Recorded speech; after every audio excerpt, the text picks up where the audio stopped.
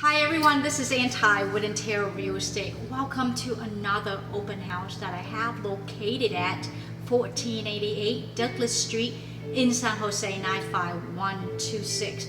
It's considered Midtown community area, only within 10 minutes away from the popular place of Santana Row, Westfield Mall, and the future Google Campus of downtown San Jose. And one of the key benefits about this home is that it has two master suites. The room is pretty large and it has walk-in closet and two closet space on each of the room, and another one have a walk-in closet.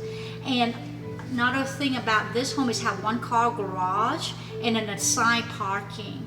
So, and this community only has a 7 units, and that helps with the HOA fee. It's only $150 HOA, and it has a side yard. It's a pretty good size backyard for your pet or for your barbecue in the summer. And it have an inside laundry inside as well. And one of the things that happening around this community is that in the backyard they built a brand new construction homes that are coming in a couple months. So it will help to bring the future value of this home up.